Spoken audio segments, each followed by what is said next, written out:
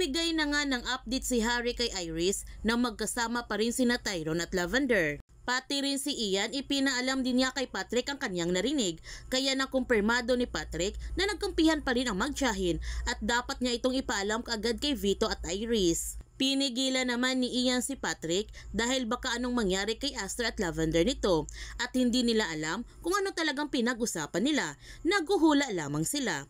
Ang sabi ni Patrick, siya na ang bahala nito at pinatay na niya ang tawag ni Ian. Nag-alala naman si Ian sa kaligtasan nila Aster at Lavender. Habang si Vito nalaman na nga niya na niloloko lamang siya ni Lavender dahil ipinalam sa kanya ni Patrick na nagkampihan pa rin sina Aster at Lavender at sinusubukan nila na paikutin siya nito. Sa pag-uwi ni Jasmine sa bahay ni Aster, nagulat na lamang siya kung bakit nandito si Sandro. Sinabihan ni Sandro si Jasmine, wala namang nakakita sa kanya na pumasok siya dito, kaya huwag siya nitong mag-alala.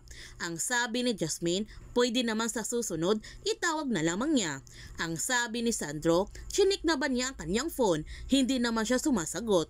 Humingi ng sorry si Jasmine dahil nakasilent na kanyang phone. Nagtanong si Sandro kung ano na ang nangyari. Napaniwala ba niya ang mga Buenavedes? Ang sagot ni Jasmine na sana. Sinabihan ni Sandro si Jasmine na pwede naman niya itago siya. Pwede niya silang ilayo ni Aster, silang lahat.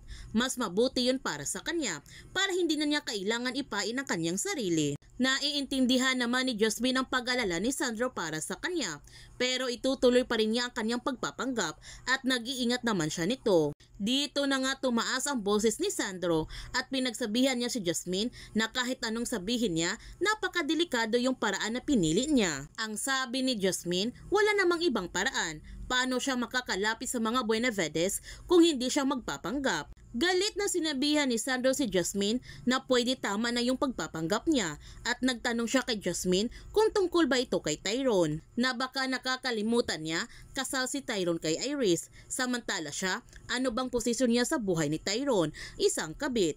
Nagtataka naman si Jasmine sa mga sinasabi ni Sandro at sinabihan niya si Sandro na hindi ito tungkol kay Tyrone at kailangan nilang maniwala na tutulungan sila ni Tyrone. Ang sabi ni Sandro, hindi siya ganun kadaling maniwala o magtiwala sa kahit na kanino, pero sa kanya, magtitiwala siya nito. Kaya para kay Jasmine, tatanggapin na nga ni Sandro ang tulong ni Tyrone, pero hindi ibig sabihin na may tiwala na siya kay Tyrone. Gayon pa man sa pag-uwi ni Tyrone, nagtanong kagad si Iris sa kanya kung saan siya galing. Ang sagot ni Tyrone, sa trabaho, ang dami niyang inasikaso. Pero hindi niya alam na pinasundan siya ni Iris kay Harry kanina at alam na ni Iris kung saan siya galing. Hindi naman pinapahalata ni Iris na alam na niya na niloloko ulit siya ni Tyrone. At sobrang nasaktan naman si Iris dahil naniwala talaga siya na nagbabago na talaga si Tyrone. Habang si Aster, binisita naman niya si Mira sa kanyang rest house at hindi niya alam na sinundan na siya ng mga tauhan ni Vito para manmanan ang lahat ng kanyang kinikilos. Kinabukasan, nagpapasalamat naman si Jasmine kay Sandro dahil nandito ito para bantayan siya.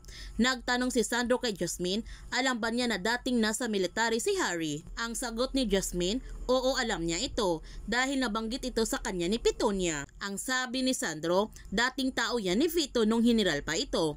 Alam ba niya kung saang department siya o saang branch? Artillery. Doon pa lang tinago na nila yung tungkol sa armas at nung lumabas ng militar, pinapatuloy nila yung ginagawa nila. Higit kay Iris, itong si Harry ang pinagkatiwalaan ni Vito.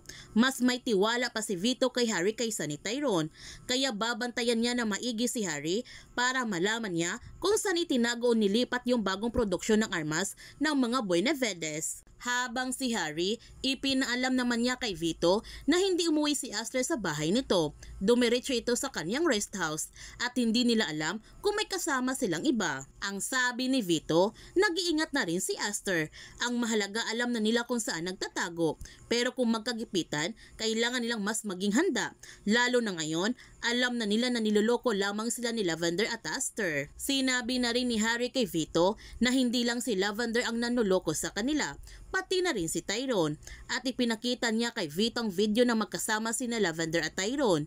Makikita mo sa pagmumukha ni Vito ang kanyang matinding galit para kay Tyrone. Nung nakita ni Tyrone na magkasama sina Vito at Harry, nagmamadali siyang pumunta sa opisina ni Harry para halughugin ang lahat ng dokumento para malaman niya kung saan ang bagong operasyon nila.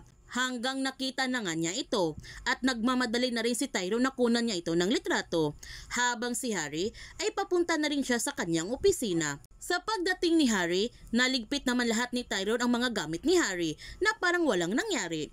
Nagtanong si Harry kay Tyrone kung ano ang kanyang ginagawa dito. Ang sagot ni Tyrone, nag-isip siya ng paraan para tigilan na sila ni Aster para wala nang mamatay. Sinabihan naman ni Harry si Tyrone na gusto siyang kausapin ni Vito. Kaya huwag natin palalapasin ang kapanapanabik mga tagpo sa Lavender Fields.